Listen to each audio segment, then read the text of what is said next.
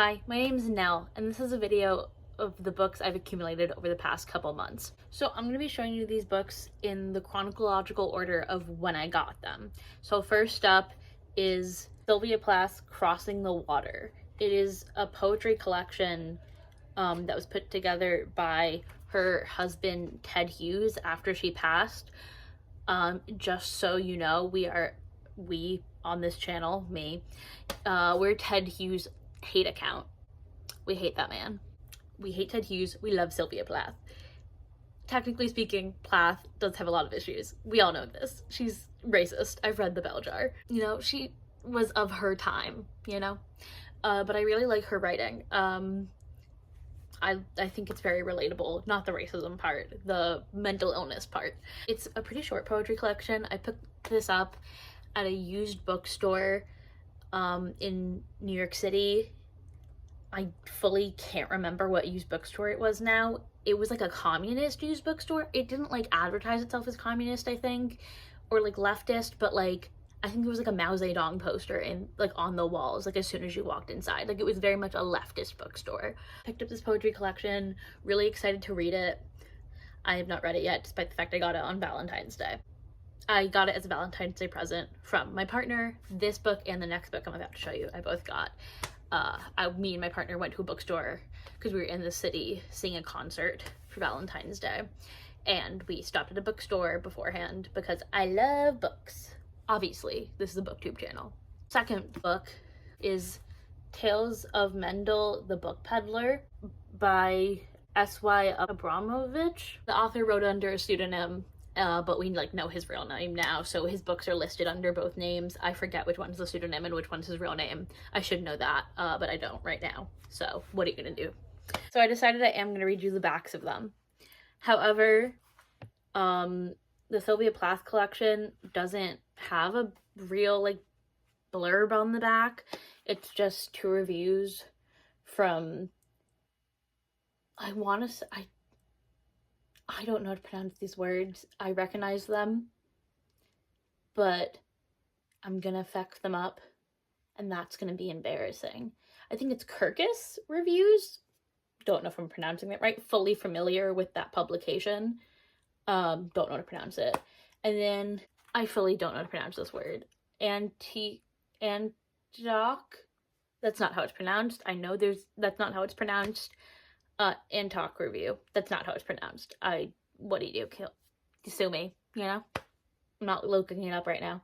There's such a single-minded purity in her tone and images, living speech which transcends the familiar anguish of the neurotic to take on the blaze of exhilarating candor, one who totally accepts her fate, who, touching rock bottom, rises like a phoenix, wife, mother, poet, all that she was. None of that can compete with her cold, fierce destiny, a world where the mirrors are sheeted and fixed stars govern a life. Crossing the Water, a collection of poems written just prior to those in Ariel, while not as astonishing as Sylvia Plath's last classic volume, is nevertheless of immense importance in recording her extraordinary development. One senses on every page a voice coming into its own, the chaos of a lifetime at last getting ready to assume its final triumphant shape.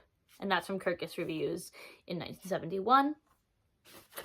And from Antoc Review in 1972, it's, these poems are uniquely transitional. The intense control and the maturity found here are not matched in the earlier youthful Colossus or in the later tortured Ariel. The short middle period gives us Plath at her most sophisticated and skilled. There are even occasional flashes of humor and tenderness, but the most movement in the final poems is inexorably toward Ariel, away from somewhat detached version of likeness. Similes abound in the bulk of the poems, to the chaotic power of identity, to the kind of oneness that either destroys or saves the self. Deciding which of Plath's printed poems are best is now more difficult. The cult feeds on the poet's pathology, loves her risks, and her most daring Ariel poems. Calling Crossing the Water Plath's finest collection might be hearsay, and is probably wrong. As usual, it would surely say as much about the reader as the poet. Those are insane blurbs. Not blurbs, like reviews on the back. And then the back of Tales of Mendel the Book Peddler, Fishky the Lame, and Benjamin the Third. The back of this says, S.Y. Abramovich, 1836 to 1917, was the founding father of modern Yiddish fiction. His stories and novels depict small-town Jewish life in the Russian Pale of Settlement through the hilarious, satiric, and sympathetic tales of his alter ego / narrator, Mendel the Book Peddler, Mendel Moiker Sorfim, from who the author took his pen name. Here are two of Abramovich's best-loved novellas, Fishky the Lame, a bittersweet love story set in the worlds of beggars, paupers, and rogues, and The Travels of Benjamin the Third, the comical misadventures of a Quixote Panza pair who set off to see the world outside their town. This I'm very excited for. I love Yiddish literature. I love Jewish literature. I love Jewish literature. Specifically, I love Yiddish literature. I am such a huge fan of Yiddish culture. I'm Jewish. I'm not like a weirdo obsessed with someone else's culture. I'm not a weeb for Judaism. Yeah, I'm really excited to read this one. Again, I got it back in February. Have not read it yet. It's a little dense, TBH. Like physically it looks long. It's not like that heavy, but it's like lofty. You know, you could bludgeon someone with it. Excited to read it. I love me some Yiddish classics. Next are 3 plays I bought from Dramatis Play Service Inc. from their website, because specifically I wanted to buy John Proctor's The Villain, which is now on Broadway, and I want to see it so bad, by Kimberly Bellflower. I really want to see it on Broadway. I read the play. I read it in like one day, less, like a couple hours. It's a fantastic play. I love it. It reminded me a lot of The Wolves by Sarah DeLappe, which like everyone has been saying, obviously, because, you know, really complex plays that follow the stories of, you know, complex female friendships among teenagers. Just fantastic. It's also printed, the spacing is quite big, which is very different than the other 2 plays I got. The spacing on them is quite small. I'll read you the back of John Proctor's The Villain. At a high school in a one-stoplight town in Georgia, an English class is studying The Crucible, but the students are more preoccupied with navigating young love, sex ed, and a few school scandals. As the students delve into the American classic, they begin to question the play's perspective and validity of naming John Proctor the show's hero. With deep wells of passion and biting humor, this comedy captures a generation mid-transformation, running on pop music, optimism, and fury, discovering that their future is not bound by the past and that they have the power to change it all. Great play. I think the only place you can get a copy of the play is DPS, which is why I purchased it from there. And then once I was purchasing a play, I was like, I might as well get a couple plays, you know, because I'm insane. This into my cart on the DPS website. And then I also put Love, Lost, and What I Wore by Nora Ephron and Delia Ephron, which is based on the book by Eileen Beckerman. I read like these like comedic children's books. I don't know if they're technically children's books, but they're like picture books by Delia Ephron as a kid. And I loved them. I thought they were so funny. And obviously Nora Ephron is an icon and Delia Ephron's an icon. And so I really want to read all their writings. I want to read their like full collections. I'll read the back of this one. A play of monologues and ensemble pieces about women, clothes, and memory, covering all the important subjects. Mothers, prom dresses, mothers, buying bras, mothers, hating purses, and why we only wear black. That was a really funny blurb, not gonna lie. Just the spacing is, I guess the spacing on this one isn't that bad. Oh, here, I'll show you where the spacing is like really tight. Like here. Like it's just not like double spaced. It's like very obviously like single spaced, and that's gonna be a little hard for me to read, but I will power through. And then the third play I got is The Explorers Club by Nell Benjamin. I've not read any of Nell Benjamin's work before, but I had to get it because we have the same name. And I love her work that she's done in musicals, with like Legally Blonde the musical and stuff like that. I thought the cover was going to be a different color. I thought on the website it was going to be purple, but then it came like in their classic hot pink. I was a little upset, but don't care that much. TBH. Read the back. London, 1879. The prestigious Explorers Club is in a crisis.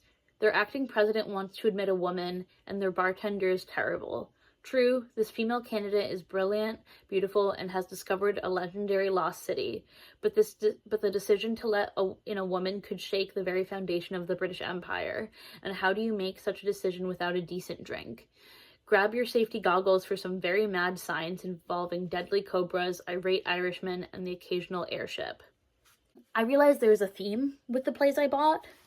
They're basically, all three are about like women. I mean, this one's less about women and more just like the theme is like women-y.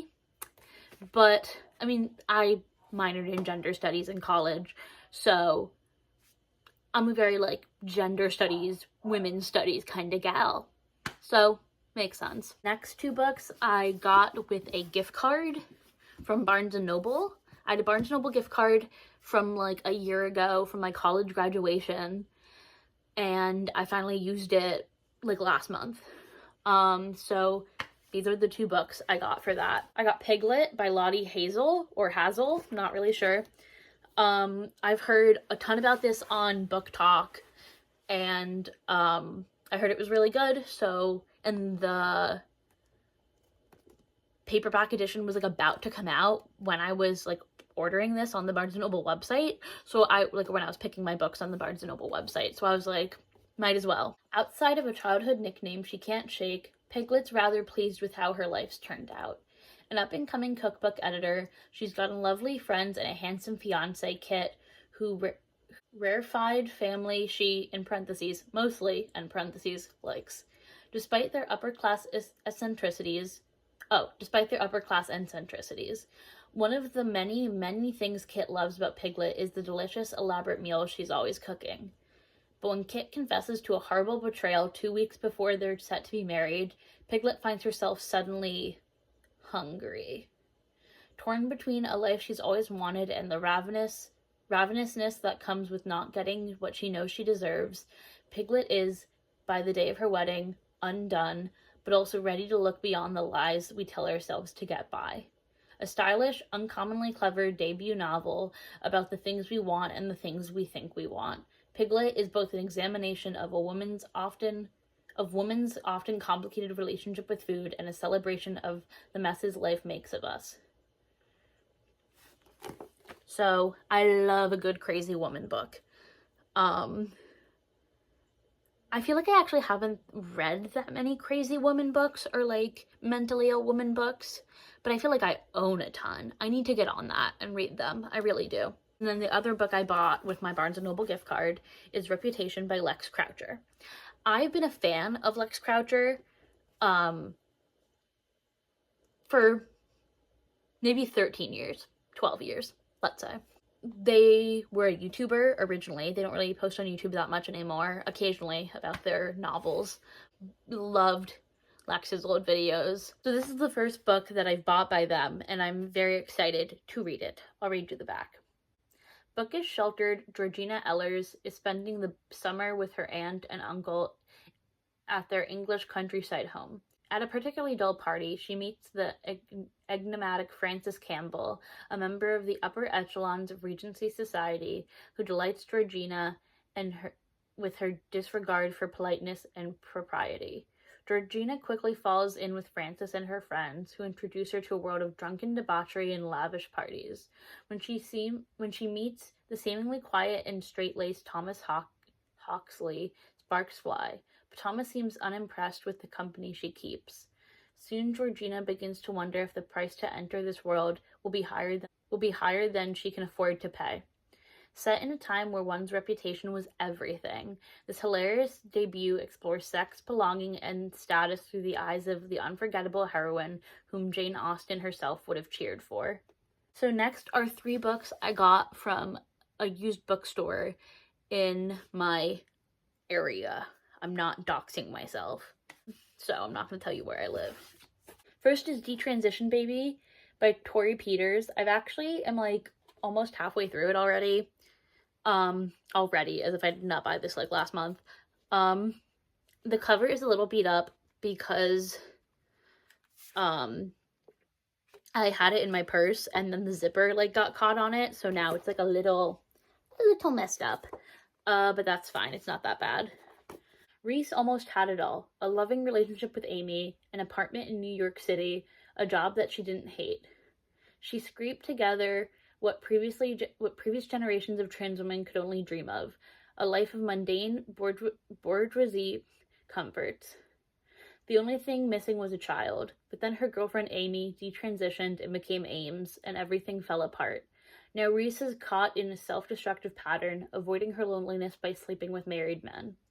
Ames isn't happy either. He thought detransitioning to live as a man would make life easier, but that decision cost him his relationship with Reese, and losing her meant losing his only family. Even though their romance is over, he longs to find a way back to her. When Ames' boss and lover Katrina reveals that she's pregnant with his baby and that she's not sure she wants to keep it, Ames wonders if this is the chance he's been waiting for. Could the 3 of them form some kind of unconventional family and raise the baby together? This provocative debut is about what happens at the emotional, messy, vulnerable corners of womanhood that platitudes and good intentions can't reach. Tori Peters brilliantly and fearlessly navigates the most dangerous taboos around gender, sex, and relationships, gifting us a thrillingly original, witty, and deeply moving novel. This book has been really good so far. Really enjoy it. Love LGBT stories, love trans stories, love lit fic. So, right up my alley. The next book is The Secret History by Donna Tartt. A classic, like a modern classic. I don't know a ton about this book. My friend that I went to the bookstore with, they recommended it to me. They love this book, so I bought it and am going to read it eventually. You know? Truly deserving of the accolade modern classic. Oh my god, that's what I just said. Donna Tartt's novel is a remarkable achievement, both compelling and elegant, dramatic and playful. Under the influence of a charismatic classics professor, a group of clever, eccentric misfits at a New England college discover a way of thought and life a world away from the banal contemporaries. But their search for the transcendent leads them down a dangerous path beyond human constructs of morality. That is a very, bare bones blurb on the back. I think it's really good to probably go into this not knowing a lot. I know it's about college students, basically. But the back tells me that, so... But I know they, get into hijinks, and there might be, sex in the woods. Maybe. Or there's stuff in the woods and there's sex separately. The next book is The Joys of Yiddish, completely updated, by Leo Roston, revised by Lawrence Bush, illustrations by R.O. Buckman. New edition. This is like a Yiddish dictionary, but a jokey one. Again, love Yiddish. Enjoy the most comprehensive and hilarious entertaining lexicon of the colorful and deeply expressive language of Yiddish. With the recent renaissance of interest in Yiddish, and in keeping with a language that embodies the variety and vibrancy of life itself, the New Joys of Yiddish brings Leo Ronston's masterful work up to date. Revised for the first time by Lawrence Bush in close consultation with Ronston's daughters, it retains the spirit of the original with its wonderful jokes, tidbits of cultural history, Talmudic and biblical references, and is enhanced by hundreds of new entries and thoughtful commentary on how Yiddish has evolved over the years, as well as clever illustrations by R.O. Buckman. So these last 2 books I got in relation to my job. And that's all I'm telling you about that because I don't want to be doxxed. The first one is Washington Irving. I mean, they're both related to Washington Irving. But it's The Legend of Sleepy Hollow and Other Stories. Originally, this was called The Sketchbook of Geoffrey Crayon Gent. But people don't really know it by that title anymore because The Legend of Sleepy Hollow is so incredibly famous that it's just The Legend of Sleepy Hollow and Other Stories. And I've started it. I haven't actually started the real stories yet. I'm reading the introduction that gives a lot of historical background. Originally published as a sketchbook of Geoffrey Crayon Gent, this collection of larger-than-life tales gave America its own haunted mythology while arguably creating the modern short story. These stories and essays, by turns chilling and charming, brings to life characters who continue to capture our imaginations today. Superstitious schoolmaster, Ichabod Crane. See, the Jew in me wants to say Ichabod Crane, but I don't think that's right. The pumpkin-topped headless horseman, and Rip Van Winkle, who slept through the Revolutionary War. This edition of Irving's greatest work demonstrates how inextricably his tales are woven into the fabric of American culture and celebrates his enduring contributions to the dream of a nation. Tim Burton blurbed this? Look. Why are they having Tim Burton, but like that's the Tim Burton, or just like a guy named Tim Burton who's a writer? I assume it's the. Last book I'm going to show you is the original Knickerbocker, The Life of Washington Irving, ambassador, biographer, New York Politico, and acclaimed American storyteller, how the legend author of Sleepy Hollow shaped a nation. Which is a long-ass title. I think the official title is just the original Knickerbocker, The Life of Washington Irving, but like look how long with the subtitle is. And this is by Andrew Burstein. Washington Irving, author, ambassador, politically connected Manhattanite, and international icon, has somehow slipped from America's memory, even though his creations are still well known. Before Irving, no American had earned his living as an author. His deft use of language delighted readers of the Romantic Age and announced America's voice to the world. In the original Knickerbocker, acclaimed historian Andrew Burstein recaptures the lost legacy of an American original, a colorful comedic genius, and the first name in our national literature. Those are all the books that I've gotten since February. At least I think so. Hope I'm not missing any. Yeah, thanks so much for watching. Hopefully I'll make another video soon. If not, see you in 5 years.